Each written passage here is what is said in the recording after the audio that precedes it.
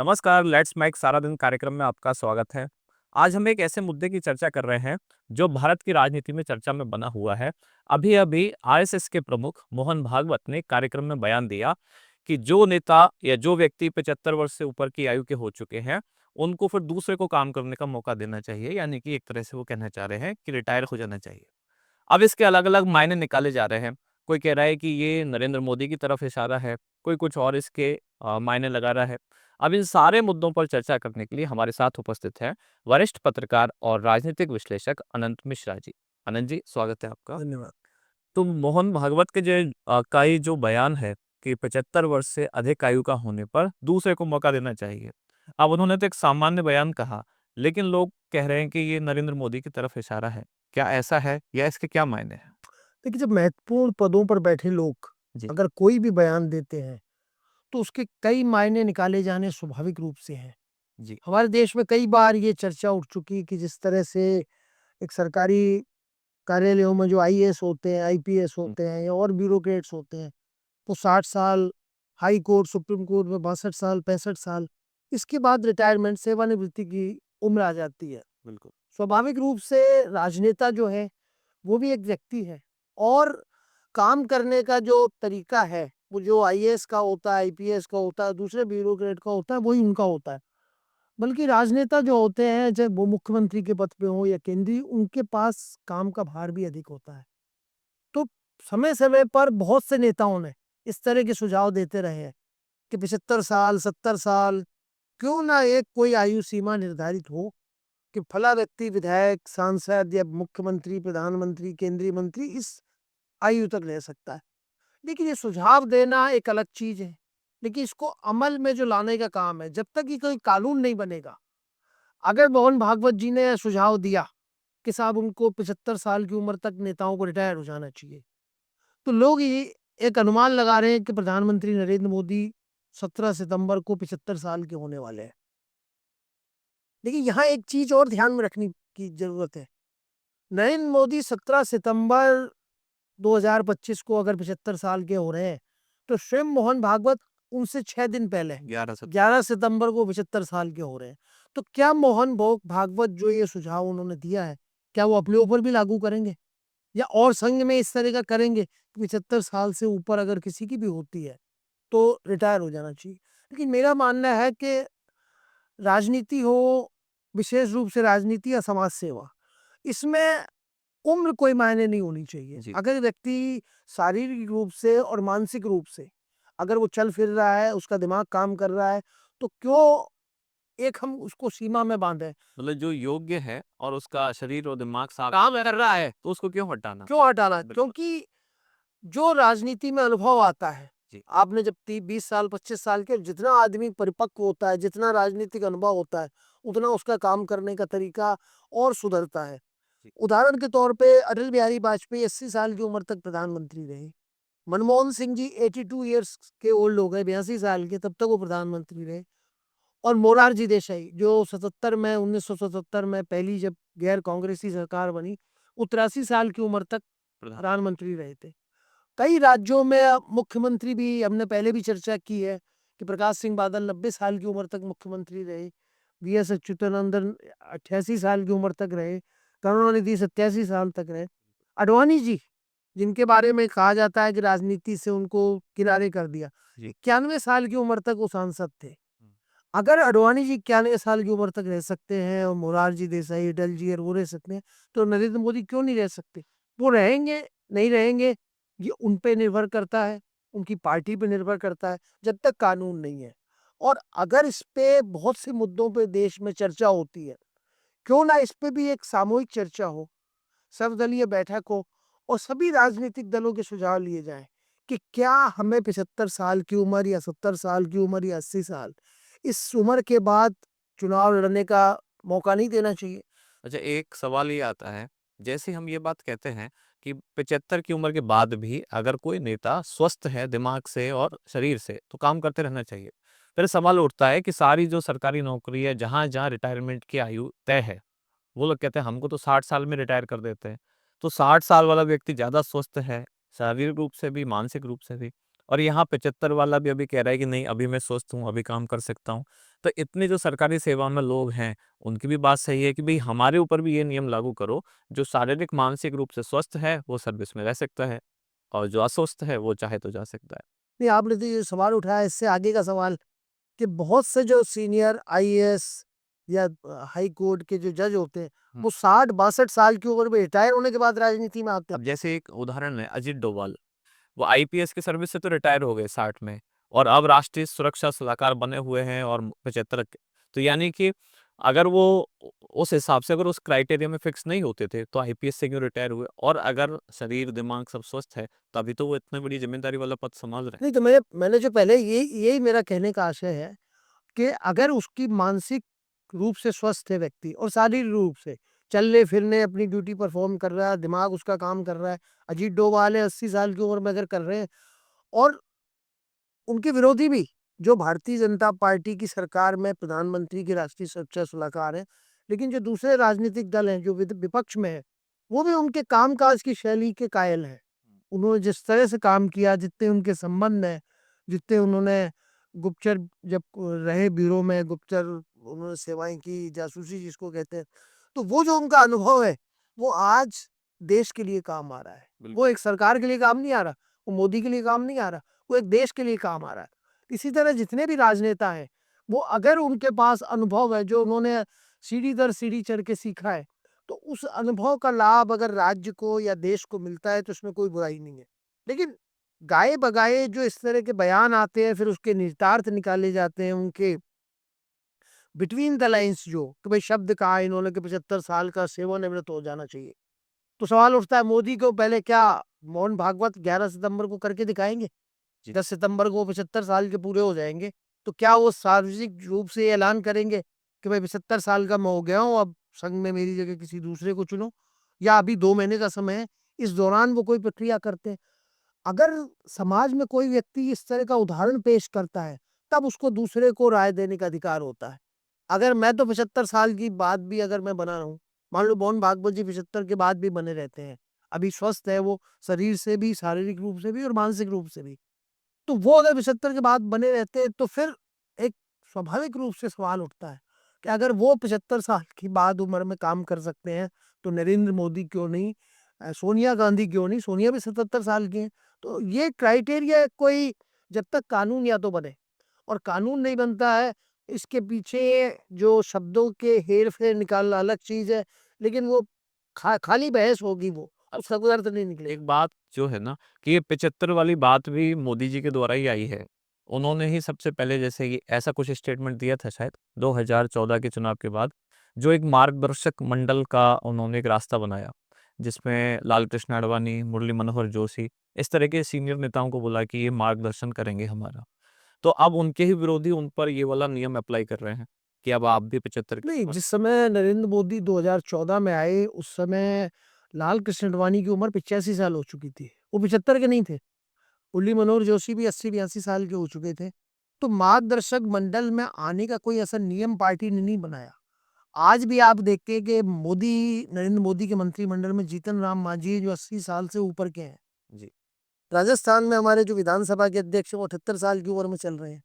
अगर ऐसा ही नियम होता, तो उनको टिकट नहीं मिलना चाहिए था। बिल्कुल। उनको तो 77 साल की उम्र में टिकट दिया पार्टी ने और सब क्राइटेरिया था, हुँ। तो 75 साल में सेवानिवृत्त हो जाना चाहिए या चुनाव नहीं लड़ना चाहिए, ऐसा भारतीय जनता पार्टी ने कोई लिखित रूप से या उस तरह का नहीं है। आडवाणी जी 91 साल की उम्र तक सांसद रहे, सक्रिय रहे हैं। उसके बाद उनको जब 2019 का चुनाव हुआ, तो उन्होंने नहीं लड़ा।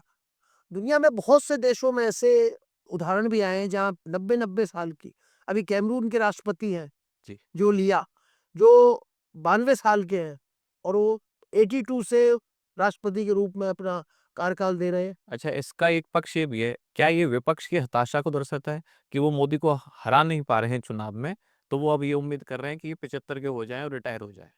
नहीं, ये देखिए ये कांग्रेस का विषय नहीं है, ये मोहन भागवत जी ने रखा है और कांग्रेस अगर सोनिया गांधी 77 साल की उम्र में है, तो वो 75 साल के मोदी को रिटायर के लिए कैसे कह सकते हैं? सोनिया अभी भी सांसद है। भले ही वो रायबरेली से लोकसभा का चुनाव नहीं लड़ी हो, लेकिन राजस्थान से वो राज्यसभा में नहीं है और संसद में भाग लेती हैं, अपनी पार्टी को लीड कर रही हैं। तो विपक्ष ये सोच रहे कि मोदी जी हट जाएं तो हमारा नंबर आए, ये एक दिवा स्वप्न है। ये कि भाई वो नहीं हो तो हमारा नंबर आ जाए।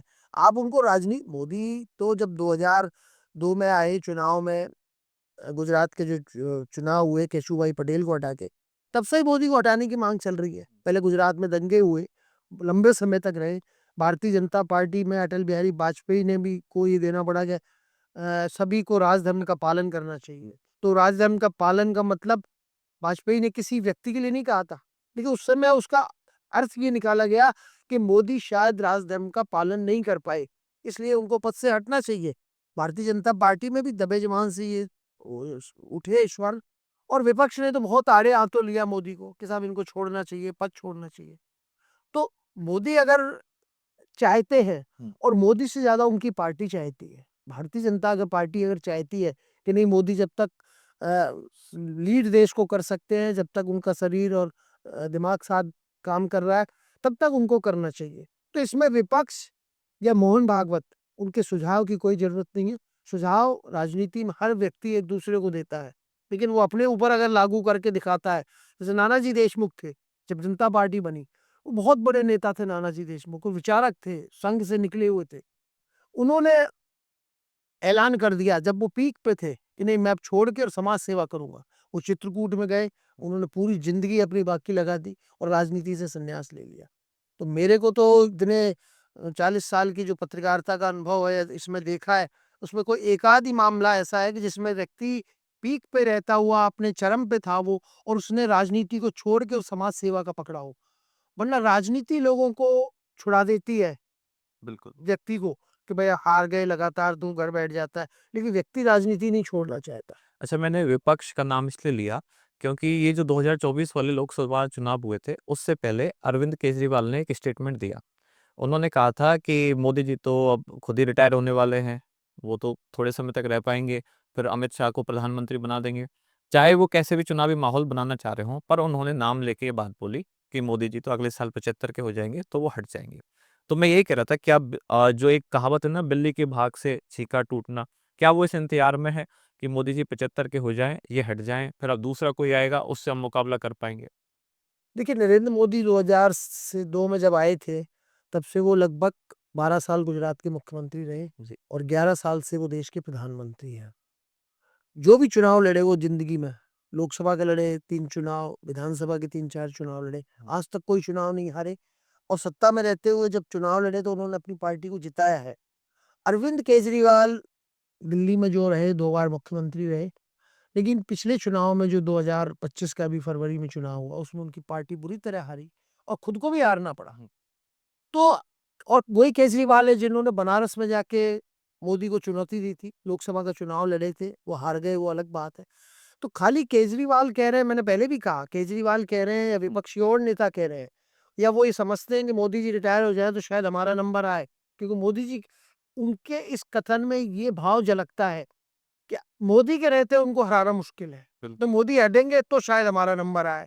तो ये विपक्ष है, चुटकियां लेना काम होता है। नहीं, अरविंद केजरीवाल ने चुटकी ली होगी, उन्होंने ये इशारा किया होगा कि भाजपा में एक परंपरा रही है कि सब 75, मैंने पहले भी उदाहरण दिया। शायद वो ये भी कहना चाह रहे होंगे कि मोदी के चेहरे पे वोट मत दो, क्योंकि वो तो प्रधानमंत्री 1 साल ही रहेंगे, कि अगर वो मोदी के नाम पे वोट मांग रहे हैं तो। नहीं, ये दिल्ली में उनकी ये भी एक बुराई होगी कि भाई अब मोदी तो रिटायर होने वाले हैं, वो एक धारणा बनाने की।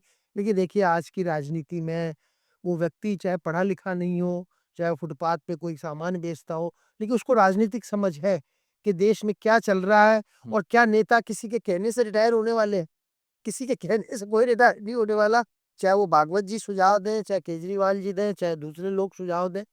ये मैंने पहले भी कहा कि पार्टियों को तय करना है, और एक जब हम सभी मुद्दों पर, देश में जो ज्वलंत मुद्दे हैं, उन पे हम जब चर्चा करते हैं, रिटायरमेंट की एज होती है कि भाई ये इतने में होना चाहिए, रिटायरमेंट की एज बढ़ती भी है, कई बार रिटायर आदमी हो जाता है, लगता है अच्छे काम का है तो उसको एक्सटेंशन भी मिलता है। तो राजनीति में भी इस तरह का है कि आईएएस में होता है कि अगर एक बार वो चुन गया अपनी मेहनत से, तो पूरे 62 साल की, 60 साल की उम्र तक या हाई कोर्ट के जज या सुप्रीम कोर्ट के रहते हैं। लेकिन राजनीति में जो रहते हैं उनको हर 5 साल में इम्तिहान देना पड़ता है, बिल्कुल। उनको हर 5 साल में परीक्षा देनी पड़ती है। उसमें 40 साल के लोग भी घर बैठ जाते हैं राजनीति में, 50 साल के लोग भी बैठ जाते हैं और 80 साल के लोग भी राजनीति करते हैं। तो लोकतंत्र में आम जो मतदाता है जी। उसको तय करने का अधिकार है कि 75 साल उम्र होनी चाहिए या 80 होनी चाहिए या 60 साल में रिटायर होना चाहिए। अगर कोई व्यक्ति 80 साल के व्यक्ति को भी चुन रहा है और उसमें विश्वास कर रहा है कि नहीं ये देश को अच्छी तरह से चला सकता है, तो इसमें मुझे नहीं लगता कि कोई आपत्ति होनी चाहिए। मनमोहन जी सिंह जी रहे 82 तक, जबकि वो राजनेता नहीं थे। अच्छा, तो एक एक सवाल ये आता है कि क्या इस स्टेटमेंट से, मोहन भागवत के इस बयान से संघ और भाजपा के रिश्तों के बारे में भी पता चल रहा है? क्या कोई तनाव है कि मोहन भागवत चाहते हैं कि नरेंद्र मोदी का कद इतना बड़ा हो गया है कि अब वो संघ के दबाव में नहीं आते, तो 75 वर्ष के होने वाले हैं, अब उनको हट जाना चाहिए? क्या उनकी तरफ कोई इशारा है? नहीं, नहीं, नहीं, ये देखिए ये लोग अटकलें लगाते हैं, अपने भाव लगाते हैं। लेकिन आपको एक चीज़ ध्यान में रखनी होगी जी। कि संघ की जो लक्ष्य थे, संघ के जो ध्येय थे, छोटे लक्ष्यों को छोड़ दो, बड़े लक्ष्य जो थे, धारा 370 अयोध्या में राम मंदिर, सिविल कोड समान आचार संहिता, ये संघ के बड़े मुद्दे थे। संघ जिनके लिए पिछले 40-50 सालों से संघर्ष कर रहा था और एक नरेंद्र मोदी है जिन्होंने संघ के उस लक्ष्य को अमली जामा पहनाने में वो मददगार साबित हुए। तो मुझे नहीं लगता कि संघ को ये लगता होगा कि मोदी का कद बड़ा हो गया। अगर मोदी का कद बड़ा हुआ है और वो एक तरीके से आप अगर ये कहना चाहते हैं कि वो भारतीय जनता पार्टी से भी बड़े हो गए, कई मायनों में, जी। कि मतलब वो उनकी जो पहुँच है, उनका जो लोकप्रियता है, वो भारतीय जनता पार्टी की लोकप्रियता से आगे हो गई और संघ या भारतीय जनता पार्टी के कुछ लोग ये समझते हो कि इनका कद बड़ा होना पार्टी के लिए अच्छा है। बहुत से लोग जो भारतीय जनता पार्टी को पसंद नहीं करते, वो भी मोदी को वोट देते हैं। बिल्कुल। तो संघ के और भारतीय जनता पार्टी के बीच कोई मतभेद हो, मतभेद जैसे नहीं मानता मैं, लेकिन हाँ, मोहन भागवत जी ने जो अपना बयान दिया एक पुस्तक के विमोचन कार्यक्रम में, उसको उनको और स्पष्ट करना चाहिए कि कोई भी चीज़ है, आपने एक वाक्य बोला और डॉट लगा के उसको छोड़ दिया हुँ। कि राजनेताओं को 75 साल के हों तो उनको रिटायर हो जाना चाहिए, खुद ही दूसरों के लिए रास्ता देना चाहिए। तो ये बात सही है, लेकिन उनको भागवत को स्पष्ट करना चाहिए कि क्या उन्होंने ये चीज़ राजनीति के लिए कही? राजनेताओं के लिए तो कही है उन्होंने। जी। तो उनका इशारा क्या है? अगर वो चाहते हैं कि भई मोदी जी अब 75 साल के होने के बाद रिटायर हों और वो संगठन में रहे, प्रधानमंत्री पद पे नहीं रहे, अगर उनका ये इशारा है, तो उनको साफ करना चाहिए। लेकिन मैंने पहले भी कहा, राजनीति में जो बयान और जो तीर छोड़े जाते हैं, वो आज़माने के लिए छोड़े जाते हैं कि इसका परसेप्शन क्या निकल रहा है। जनता इसको किस रूप में ले रही है, जिसके लिए हमने इशारा किया वो उसका पलट के जवाब देता है कि नहीं देता है, विपक्ष क्या कहता है।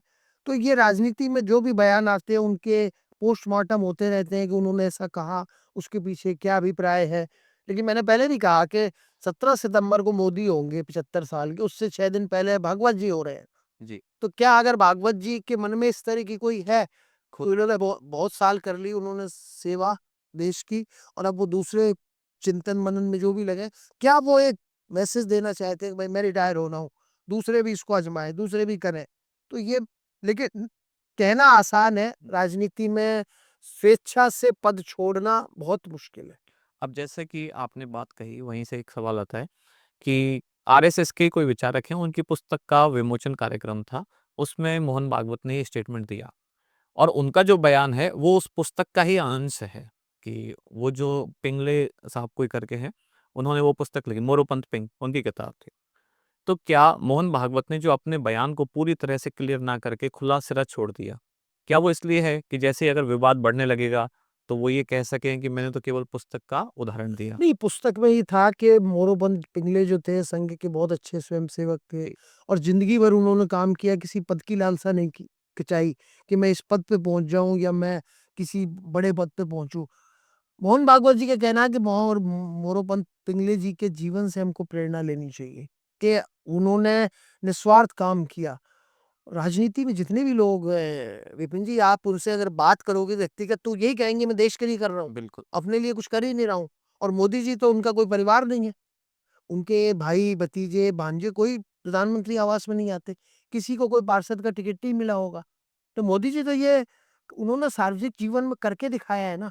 उन पे राजनीतिक आरोप भले ही लगे हों, लेकिन उन पे कभी व्यक्तिगत पैसे के कोई जिस तरह के भ्रष्टाचार के आरोप लगते हैं, मनमोहन सिंह जी की सरकार के समय देखा कितने मंत्रियों पे आरोप लगे, मनमोहन सिंह जी पे नहीं लगे। निश्चित रूप से वो ईमानदार नेता रहे, लेकिन उनकी सरकार में बहुत से घोटाले, 2G घोटाला, कॉमनवेल्थ घोटाला, आदर्श सोसाइटी घोटाला, कई घोटाले सामने आए और वही उस सरकार के जाने का प्रमुख कारण रहा कि भाई आरोपों में घिरी हुई थी सरकार। क्योंकि मोदी के ऊपर इस तरह का विपक्ष भी कभी कोई आरोप नहीं लगा पाया, ना तो परिवारवाद का। आज राजनीति में 2 बड़े ऐसे विषय हैं, जिससे आम जनता को होता है कि परिवार में जो भी राजनेता आता है तो परिवारवाद को बढ़ाता है। अपने पुत्र को, पुत्री को, पत्नी को, अपने साले भांजों को सेट करना, विधायक बनाना, सांसद बनाना, या अपने परिवार के लिए वो धन संग्रह करता है। अब वो धन संग्रह कैसे होगा? 2 नंबर से होगा, भ्रष्टाचार से होगा। तो नरेंद्र मोदी पर इस तरह के कोई आरोप नहीं है, तो वो उनका दूसरे आरोप होंगे उन पे, गुजरात में दंगों के आरोप होंगे और राजनीतिक आरोप होंगे, लेकिन परिवारवाद और भ्रष्टाचार का आरोप नहीं है। ऐसे में उनकी जो जीवन है वो खुली किताब है। अब भागवत जी के जो बयान है उसका क्या पार्टी की तरफ से ऐसा कोई बड़ा रिएक्शन नहीं आया बीजेपी की तरफ से, ये एक सामान्य चीज है और ये पहली बार सुझाव नहीं आया है।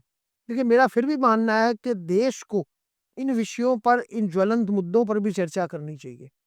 कांग्रेस हो, बीजेपी हो, सभी दलों को इस पे सामूहिक करना चाहिए कि हमारी पार्टियों की राय अलग हो सकती है, लेकिन हम किसी न किसी निर्णय पे तो पहुंचे कि भाई एक लिमिट हमको करने में क्या 80 कर दी जाए, चलो। तो 80 के बाद तो फिर आदमी को रिटायर होना होगा, या 75 अगर कर दी जाए तो 75 के बाद। और जब तक ये कानून नहीं बनता, संविधान में नियम नहीं बनता है, तब तक ये कोई भी एक दूसरे को सुझाव दो, ये बात अलग है। आज खड़गे जी है, अगर वो चाहते हैं कि मोदी जी रिटायर हो जाए तो 82 साल की उम्र में अगर खड़गे जी खुद सांसद है, खड़गे जी खुद कांग्रेस के अध्यक्ष है, तो वो दूसरे को क्या सुझाव दे सकते? कोई नहीं दे सकता। एक अंतिम सवाल ये है कि इस तरह का बयान आना, इसका कोई तो मतलब होगा। तो क्या ये केवल इसलिए है कि नरेंद्र मोदी पर थोड़ा-सा दबाव बना के उनको थोड़ा अंकुश में रखा जाए संघ के में?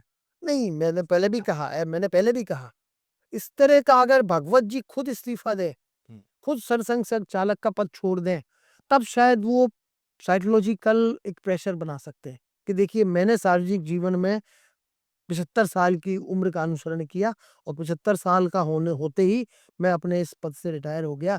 अब बाकी लोगों के लिए है कि वो क्या सोचते हैं, उनको करना है कि नहीं करना। खाली सुझाव देने से मुझे नहीं लगता, और अगर सरसंघ चालक भगवत जी पद छोड़ भी दें, तो आज की परिस्थितियों में मुझे नहीं लगता कि नरेंद्र मोदी 75 साल की उम्र का अनुसरण करते हुए अपने पद से इस्तीफा देंगे, या प्रधानमंत्री पद छोड़ के किसी दूसरे के लिए मार्ग प्रशस्त करेंगे। अभी जितनी उनमें एनर्जी ऊर्जा दिखती है, जितने वो 12, 14, 15 घंटे काम करते हैं, तो मुझे नहीं लगता कि पार्टी उनको छोड़ने देगी। हो सकता है वो अगर कह भी दे, या जो जिस तरह की खबरें आती रहती हैं कि वो रिटायर हो जाएँगे, या जिस तरह की उन्होंने बातें कही, मार्गदर्शक मंडल बनाया। तो जब मार्गदर्शक मंडल बनाया तब अडवाणी जी 85 साल के थे। अगर हो तो मोदी जी कह सकते हैं कि 85 साल की उम्र तक, 91 साल की उम्र तक तो सांसद रहे अडवाणी जी। मुरली मनोहर जोशी जी भी रहे। बहुत से बीजेपी के भी ऐसे नेता हैं कि जो आज 75 क्रॉस कर गए, लेकिन कहीं न कहीं महत्वपूर्ण पदों पर हैं। तो ये भागवत जी का बयान है, ठीक है, उन्होंने सरसंघ चालक हैं और उन्होंने जो बयान दिया सोच समझ के दिया होगा। उनका बयान देने का क्या अभिप्राय मैं नहीं समझ पाया। उन्होंने बिल्कुल सोच समझ के दिया होगा, हो सकता है मोदी जी के लिए इशारा उन्होंने किया हो, लेकिन उनके बयान से मोदी जी हट जाएंगे या कोई दूसरे नेता जो 75 साल के होने वाले हैं, वो अब जैसे वासुदेव देवनानी है, तो क्या अगर मोदी जी हटते हैं तो क्या वासुदेव देवनानी जी भी हट जाएंगे विधानसभा अध्यक्ष पद छोड़ के? फिर क्या उनके सीट पे उपचुनाव होगा? ये सब अ, चर्चा का विषय हो सकती है चीजें, या इस पे एक बहस हो सकती है देश में, लेकिन ऐसा होने जा रहा है। मुझे नहीं लगता कि 1% भी इसमें कोई संभावना है कि 75 साल का होने पे क्या भगवत जी छोड़ देंगे, या मोदी जी छोड़ देंगे, या उनका अनुसरण करके दूसरे लोग छोड़ देंगे। ये लगता नहीं है। बिल्कुल। तो अब आगे क्या होगा? यानी कि क्या मोहन भागवत खुद अपना पद छोड़ेंगे या नरेंद्र मोदी की तरफ इशारा है, ये तो अभी देखना बाकी है। लेकिन अगर संघ प्रमुख कोई ऐसा बयान देते हैं, तो ज़ाहिर-सी बात है वो राजनीतिक रूप से सुर्खियाँ ज़रूर बटोरता है। वैसा ही इस बयान के साथ हुआ। विपक्ष से लेकर सत्ता पक्ष तक सब अपने-अपने इसमें मायने निकाल रहे हैं। अब देखना बाकी है कि क्या आगामी 11 सितंबर को मोहन भागवत खुद रिटायरमेंट लेते हैं और क्या 17 सितंबर को नरेंद्र मोदी भी रिटायर होते हैं। ये सब देखना अभी भविष्य की गर्त में है। कार्यक्रम अगर आपको अच्छा लगा है तो कमेंट्स करके हमें ज़रूर बताएं। कार्यक्रम में अंत तक जुड़े रहने के लिए धन्यवाद। सर, आपका भी आने के लिए धन्यवाद। धन्यवाद। धन्यवाद।